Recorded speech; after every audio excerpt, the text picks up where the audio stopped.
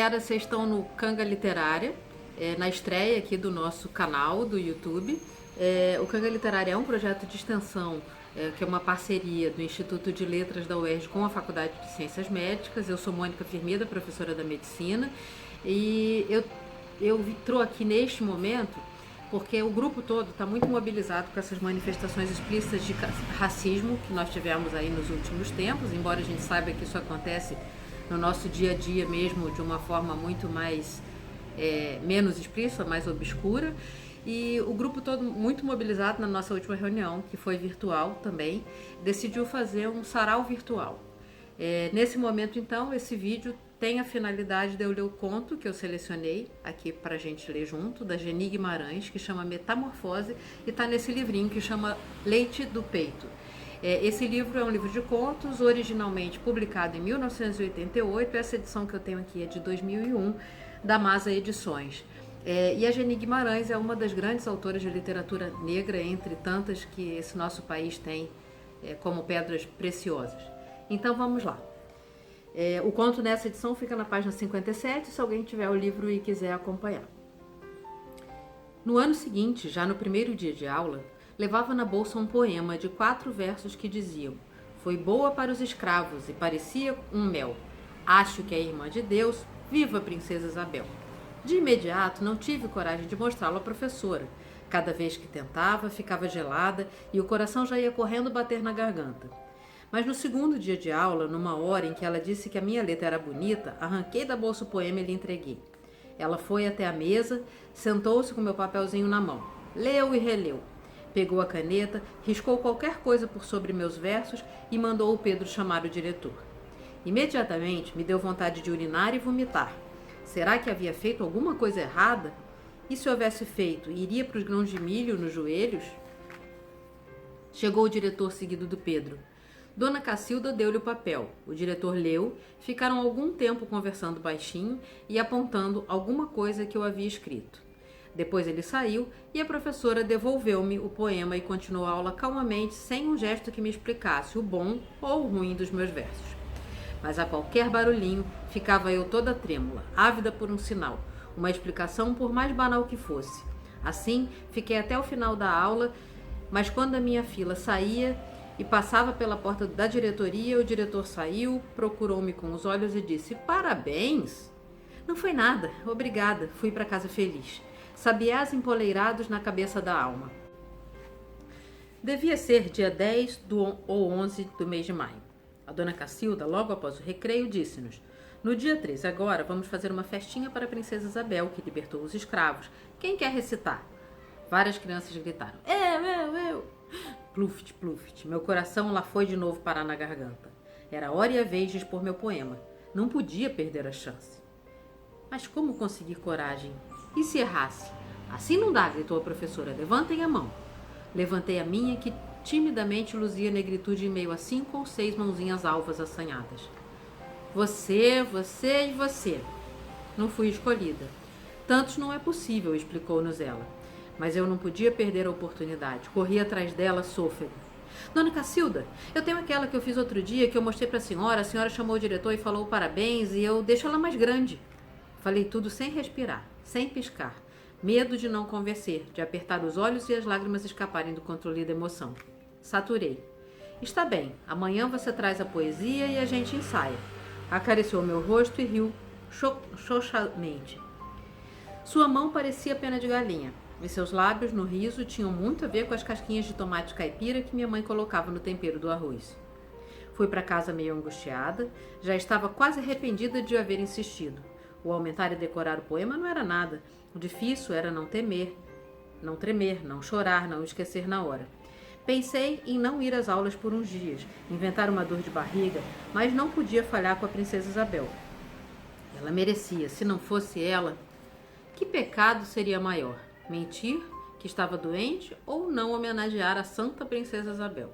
Optei por ir e não ficar em pecado. Antes tremer, chorar, do que ser castigada por Deus. Por Deus ou por santa princesa Isabel? Pelos dois, claro. Ela teria que pedir o consentimento dele para me punir, já que ele é o pai, o chefe, dono das decisões. Haveria, na certa, uma reunião no céu entre santos e santas, anjos e anjas. Não, anjos e anjas não. Crianças não opinam, não decidem nada, nem votam. Ah, mas se eles pudessem... Se pudesse, seria fácil. Eu mesma conhecia vários anjinhos. A Tilica, um, que morreu de lombriga aguada. A Luzia, 2, que morreu de bucho virado. O Jorge, 3, que morreu de cair no poço. E tinha mais ainda. E, por sorte, todos da minha cor. Seriam votos a meu favor, certamente. Fora a Ana, que era branca. O João Cláudio. Acho que até eles... Mas não adiantava ficar pensando. Criança só ouve quando pode. O fato é que no céu todo mundo ficaria sabendo. Uma vergonha imensa invadiu-me toda, como o dia em que fui pega tentando descobrir a passagem do ovo do galo para a barriga da galinha. Credo em cruz. Não havia mesmo outro jeito. O negócio era assumir logo de vez, tentar fazer tudo bonito e direito. Comi rapidamente no almoço. Engoli quase inteiros os alimentos. Engasguei com as espinhas de mandiúva, pus-me a escrever afoitamente, aumentei, criei 4 novos versos. Os homens eram teimosos e os donos deles era bravo. Por isso a linda Isabel soltou todos os escravos. Reli os versos antigos e achei que deveriam ficar por último, para encerrar a declamação com o viva a princesa Isabel. Ao meu poema dei o título Santa Isabel, e assim ficou, Santa Isabel. Os homens eram teimosos e os donos deles era bravo, por isso a linda Isabel soltou todos os escravos. Foi boa que nem um doce e parecia um mel. Acho que é irmã de Deus, viva a princesa Isabel. Dentro de meia hora havia decorado tudo.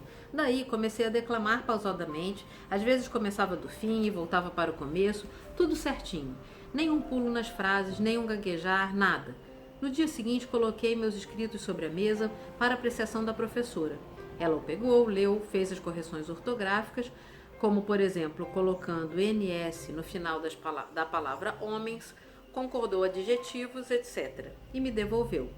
Decora que amanhã você recita, certo? Não contei que estava tudo na ponta da língua. A festa seria depois do recreio na manhã seguinte. Já no momento em que entramos na classe, ela se pôs a falar sobre a data. Hoje comemoramos a libertação dos escravos. Escravos eram negros que vinham da África. Aqui eram forçados a trabalhar e pelos serviços prestados nada recebiam. Eram amarrados nos troncos e espancados, às vezes até a morte. E foi ela discursando, por uns 15 minutos. Vi que a narrativa da professora não batia com o que nos fizera a avó Rosária. Aqueles escravos da avó Rosária eram bons, simples, humanos, religiosos. Esses apresentados eram tão bobos, covardes, imbecis, não reagiam aos castigos, não se defendiam ao menos. Quando dei por mim, a classe inteira me olhava com pena ou sarcasmo. Eu era a única pessoa dali representando uma raça digna de compaixão e desprezo. Quis sumir, evaporar, não pude. Apenas pude levantar a mão suada e trêmula, pedir para ir ao banheiro. Sentada no vaso, estiquei o dedo indicador e no ar escrevi: lazarento. Era pouco, acrescentei, morfético. Acentuei o E do F e voltei para a classe. No recreio, a Sueli veio presentear-me com uma maçã e a Raquel, filha do administrador da fazenda, ofereceu-se para trocar meu lanche de abobrinha abafada pelo dela de presunto e mussarela. Não os comi, é claro. A compensação desvalia. Não era como leite que, derramado, passa-me um pano sobre o pronto. Era sangue. Quem poderia devolvê-lo? Vida? Que se enxugasse o fino rio a correr mansamente. Mas como estancá-lo lá dentro, onde a ferida aberta era um silêncio todo meu. Dor sem parceria. Na hora da festa eu estava um trapo. No entanto, não me preocupavam mais os erros ou acertos, sucessos ou insucessos. Era a vergonha que me abatia. Pensava que era a grande da classe, só por ser a única a fazer versos. Quantas vezes devia ter rido de mim, depois das minhas tontices em inventar cantigas de roda. Vinha mesmo era de uma raça medrosa, sem histórias de heroísmo. Morriam feito cães. Justo era mesmo homenagear Caxias, Tiradentes e todos os Dom Pedros da história. Lógico, eles lutavam, defendiam-se e a seu país. Os idiotas dos negros, nada. Por isso que meu pai tinha medo do Godoy, o administrador, e minha mãe nos ensinava a não brigar com o Flávio. Negro era tudo bosta mesmo. Até meu pai e minha mãe. Por isso é que eu tinha medo. O filho puxa o pai, que puxa o avô, que puxa o pai dele, que puxou. Eu, consequentemente, ali, idiota, fazendo parte da linha. Caí em mim com a professora falando. Esqueceu? Não faz mal, na outra festa você recita. Logo chega o dia de Anchieta, do soldado. Vamos sentar, não tem importância. Levou-me com cuidado e me fez sentar numa cadeira ao lado dos outros professores na frente. Eu sentia muito sono e sede. Estranhei o fato do meu coração estar quieto, sem saltar para a garganta. Apalpei o pescoço de todas as maneiras. Já ia verificar se estava no peito, mas desisti. Será que ele morreu? Por inferno, se quiser morrer, que morra, pensei, olhando a sujeira do nariz que saiu preguiçosa e caiu sobre as pregas estreitas da sainha azul novinha. Naquele dia ninguém correu na volta para casa. Iam todos à minha volta, preocupados porque eu não conseguia andar depressa. Sentia-me sem peso e quando mudava o passo achava que o chão à frente estava em desnível, longe, mole. Quando cheguei em casa, minha mãe falou: seu almoço está em cima do fogão. Depois você leva o prato lá na vasca que eu já estou indo lavar os trens. Desvencilhei-me do material escolar e peguei o prato da comida.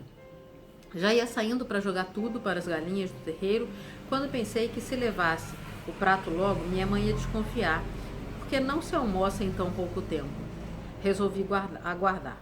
Destampei a vasilha, comecei a remexer a comida, separei os grãos do feijão, preto, com o cabo da colher, joguei-os no meio das labaredas que mantinham acesas o fogo do fogão. Depois atirei a comida no quintal e fui levar o prato como minha mãe havia recomendado.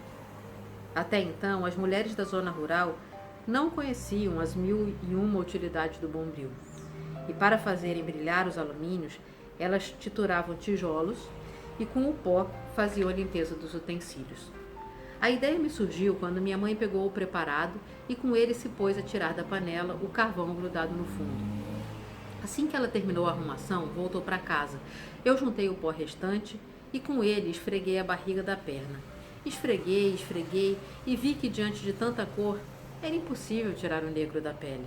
Daí então passei o dedo sobre o sangue vermelho, grosso, quente e com ele comecei a escrever pornografias no muro do tanque d'água. Quando cheguei em casa, minha mãe, ao me ver toda esfolada, deixou os afazeres, foi para o fundo do quintal, apanhou um punhado de rubi e com a erva preparou um unguento para as minhas feridas. Enquanto me descia um paninho no preparado e colocava na minha perna, dizia: Deus me livre, eu canso de falar.